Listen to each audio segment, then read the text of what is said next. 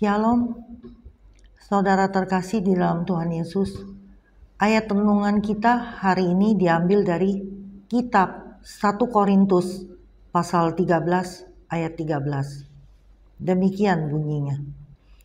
Demikianlah tinggal ketiga hal ini, yaitu iman, pengharapan, dan kasih. Dan yang paling besar di antaranya ialah kasih.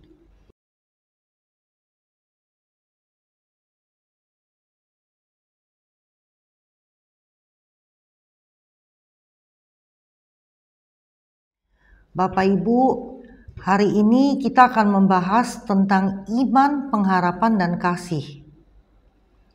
Apa yang dimaksud dengan iman? Di dalam Yohanes pasal 14 ayat 12 dikatakan bahwa Aku berkata kepadamu, sesungguhnya barang siapa percaya kepadaku, ia akan melakukan juga pekerjaan-pekerjaan yang aku lakukan, bahkan pekerjaan-pekerjaan yang lebih besar daripada itu, sebab aku pergi kepada Bapa.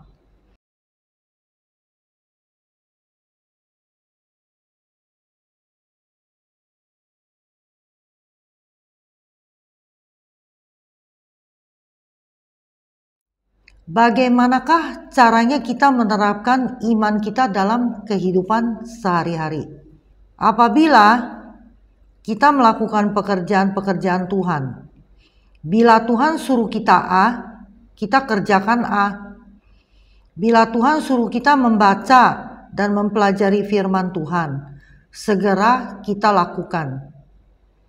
Dengan terus melakukan pekerjaan-pekerjaannya, maka iman kita akan semakin bertumbuh dan doa kita terjamin dikabulkan. Inilah yang dimaksud dengan iman. Apa yang dimaksud dengan pengharapan di dalam kekristenan? Di dalam Mazmur pasal 27 ayat 14 dikatakan, nantikanlah Tuhan, kuatkanlah dan teguhkanlah hatimu. Ya, nantikanlah Tuhan.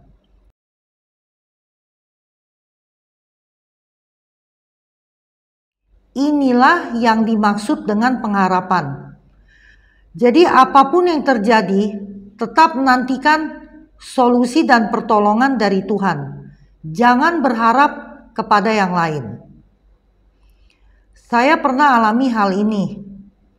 Waktu itu anak saya berpacaran, dan pacarnya ini berbeda keyakinan dengan anak saya. Sudah 3 tahun mereka berpacaran. Dari hari ke hari makin dekat hubungannya. Terus terang, saya tidak menginginkan kalau anak saya pindah agama. Saya mau anak saya setia ikut Tuhan Yesus. Tapi saya tidak mau debat dan bertengkar dengan anak saya. Saya hanya bisa berdoa, memohon pertolongan Tuhan, agar Tuhan berkenan memberikan solusi yang terbaik untuk masalah ini. Saya percaya Tuhan pasti mengerti dan peduli dengan kesulitan yang saya hadapi. Kira-kira 2 minggu kemudian, anak saya ternyata sudah bubaran sama pacarnya ini.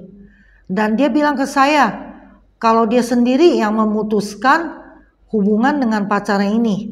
Karena orang tua pacarnya sudah meminta anak saya untuk pindah agama. Dari kejadian ini, saya percaya bahwa ini adalah pertolongan Tuhan buat saya. Tuhan menjawab doa saya. Tuhan memberikan uluran tangannya untuk membereskan hal ini.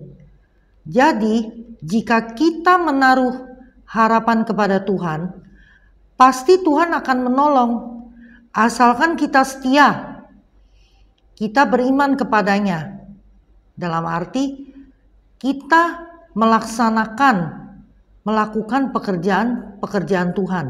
Kita taat dan menuruti perintah-perintahnya. Selanjutnya, Bapak Ibu, apakah yang dimaksud dengan kasih?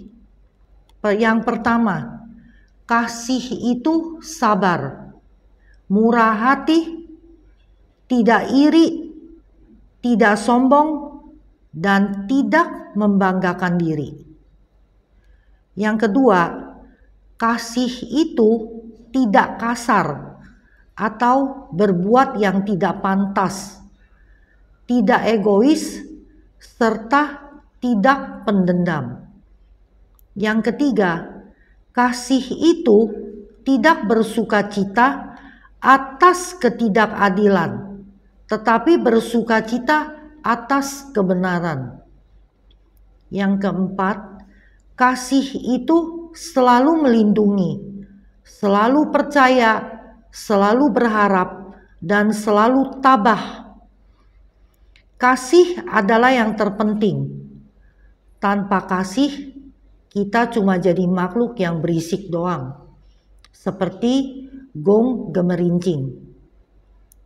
Paulus berkata di 1 Korintus pasal 13 ayat 1-3 bahwa tanpa kasih maka kita sama dengan gong yang berkumandang dan canang yang bergemerincing.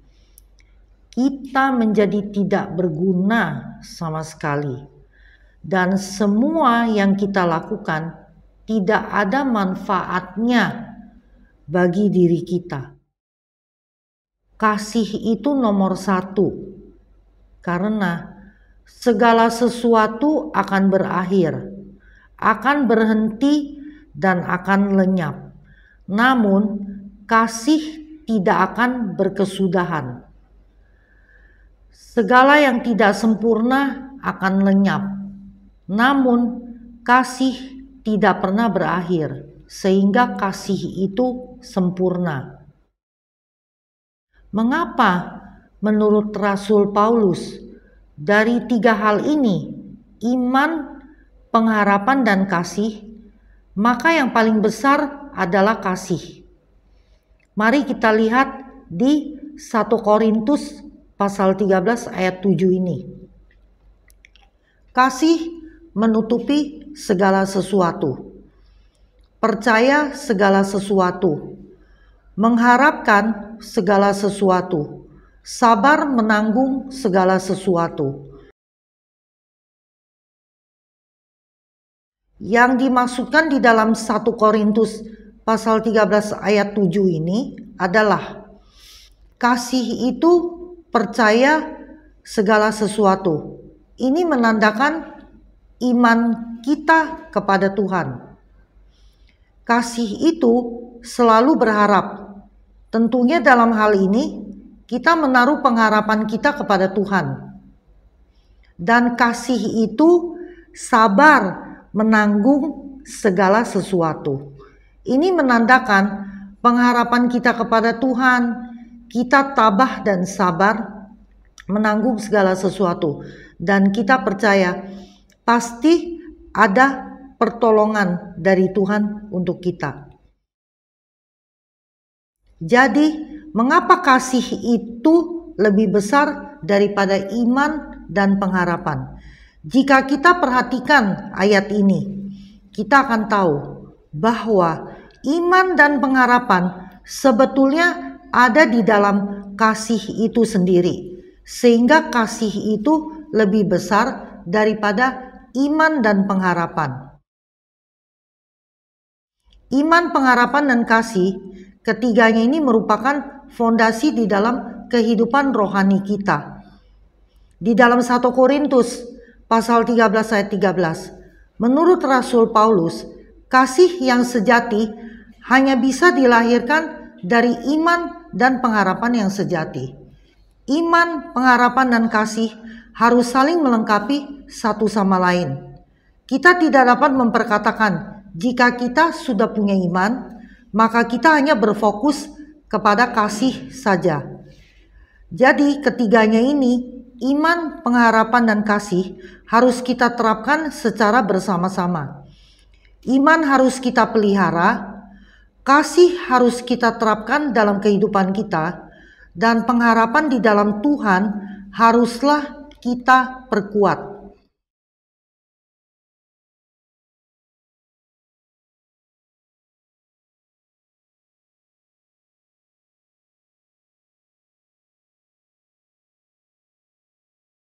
Demikian firman Tuhan.